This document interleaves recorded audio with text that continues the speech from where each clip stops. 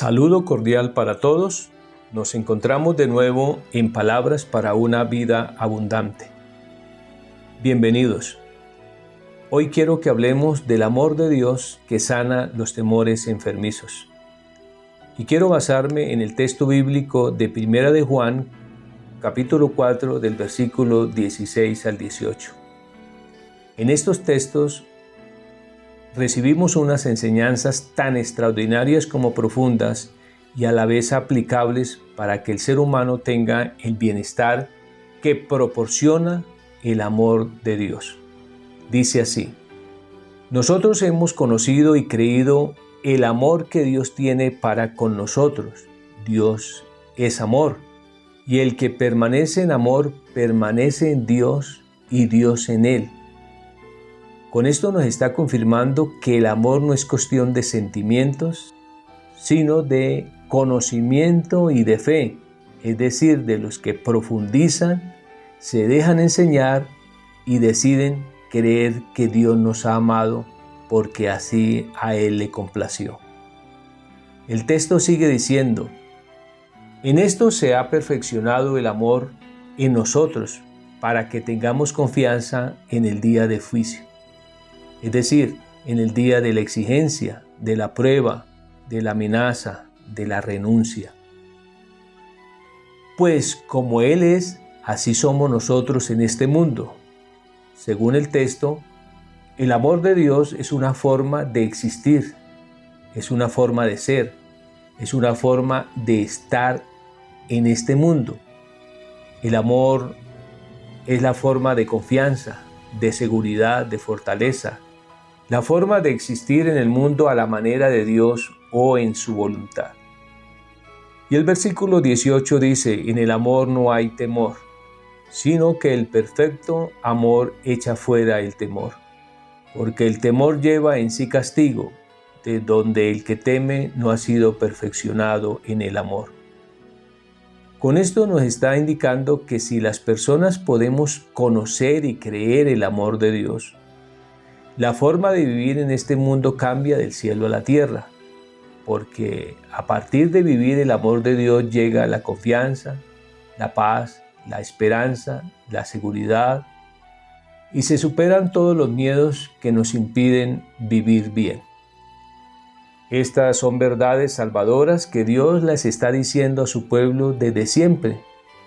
Y hoy, después de muchos estudios y de muchas pruebas en los seres humanos, Dios usa también el conocimiento de la psiquiatría, la psicología y la neurociencia para confirmar que es verdad que los miedos enferman, destruyen, paralizan, reducen e incapacitan a las personas a la mínima expresión de su existencia.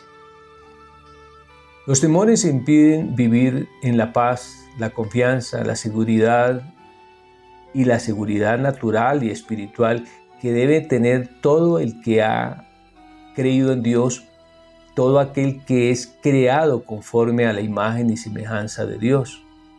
Porque es que somos fruto de su amor y por su amor existimos. También lo dijo el apóstol Pablo estando en la ciudad de Atenas y citando a los poetas griegos. Él decía: porque en Dios vivimos y nos movemos y somos. Hechos 17:28. Es que no hay mejor lugar para existir que en el amor de Dios.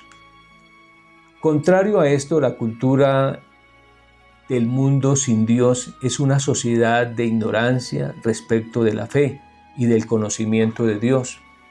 La incapacidad para creer en el amor de Dios hace a las personas esclavas de los miedos y por los temores se vive de manera incoherente.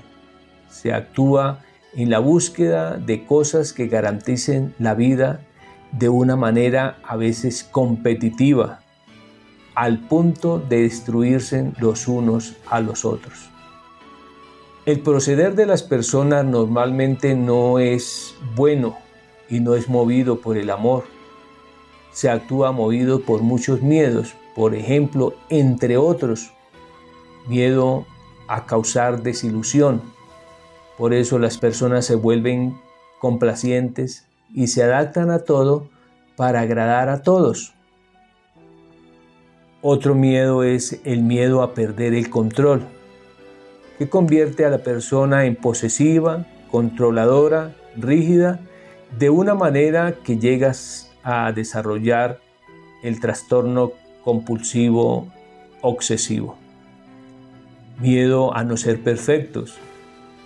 Y los perfeccionistas son los eternos insatisfechos. Nada está a la altura de ellos. Miedo a no ser importante. Como se siente excluido, esta persona debe hacer algo para gustar, hasta manipular, para ser el centro de atención. Miedo al dolor o al sufrimiento. Para resistirse al dolor o al sufrimiento, se buscan vías de escape. Puede ser en las redes sociales, los salones de belleza, la comida rápida, las drogas, etcétera, etcétera. Miedo a perder, como el miedo a no tener, a ser despojados, llevando a las personas a la avaricia y a la codicia, que en el fondo no son otras cosas sino el deseo, o mejor, más que el deseo de tener, es el miedo a no tener. Eso es la codicia y la avaricia. En el fondo, las personas así no es que tengan un interés de hacerle daño a los demás, pero por la codicia llega hasta destruir a las otras personas. Existe también el miedo a la muerte, y eso es de las cosas que aterrorizan porque se desconoce y no se cree el amor de Dios donde está la verdadera vida y la vida eterna. En la apología de Sócrates, Platón decía: nadie conoce la muerte, ni sabe si es ella el mayor bien de los bienes para el hombre. Pues el apóstol Pablo sí dijo: para mí el morir es ganancia. Lo vio como ganancia porque había desarrollado la esperanza de lo eterno.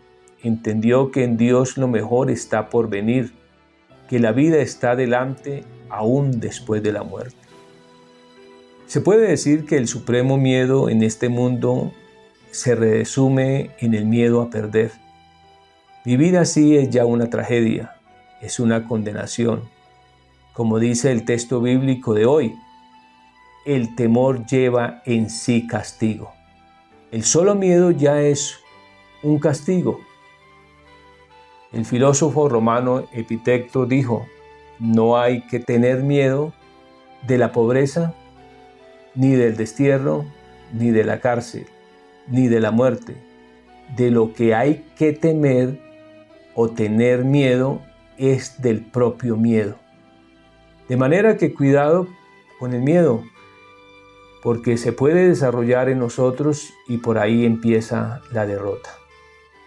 Por los miedos, los seres humanos han hecho de esta sociedad una competencia terrible, y por el temor a ser superado, a no dejarse del otro, no se respeta a nadie, ni tampoco se ayuda a las otras personas. Y aún en las buenas obras o en las buenas cosas, en muchas ocasiones se descubre que esas buenas obras están contaminadas de intereses egoístas. Razón tiene el apóstol Juan cuando dice: el que teme no ha sido perfeccionado en el amor. De todos esos miedos nos va a salvar el Señor, y nos salva es con su amor, con el Evangelio, con su mensaje. Ese mensaje que es el promotor del gozo, de la esperanza, de una esperanza que supera todos los temores destructivos que aprendemos en este mundo. Como lo expresa el texto de Mateo 13:44, dice: además el reino de los cielos es semejante a un tesoro escondido en un campo, el cual un hombre halla y lo esconde de nuevo, y gozoso por ello va y vende todo lo que tiene y compra aquel campo, Lo que allí se ve es un alto nivel de desprendimiento y es parte de los logros que vamos alcanzando los cristianos por el poder del Evangelio. Esos logros llegan a nosotros y llenan la vida de paz. También podemos citar lo que le pasó al joven rico según Mateo 19, 21 al 22, que dice: Jesús le dijo: si quieres ser perfecto, anda y vende todo lo que tienes y dalo a los pobres, y tendrás tesoro en el cielo, y ven y sígueme. Al oír el joven esta palabra se fue triste, porque tenía muchas posesiones. Lo que podemos entender en la actitud del joven frente a la propuesta de Jesús es que tiene una vida determinada por lo que se tiene y el miedo a renunciar a ellas lo entristece, cosa que pasa en muchos de los seres humanos hoy en día. Y es que todos estamos metidos en ese juego de posibilidades, en unos patrones culturales que nos preexisten y que no podemos superar si estamos lejos de Dios.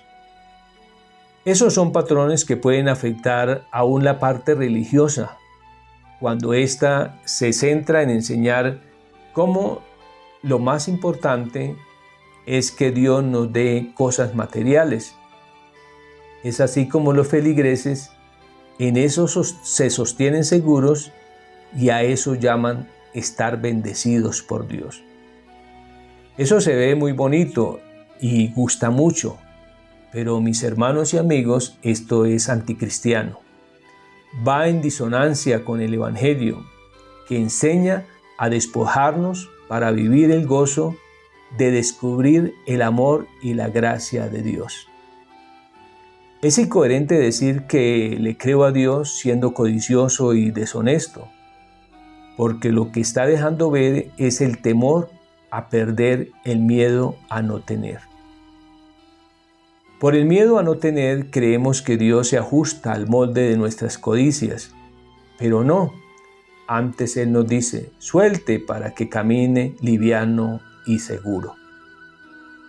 Es injusto que las personas sufran por lo que no es fundamental y se dediquen a acumular para saciarse y para verse bendecidos.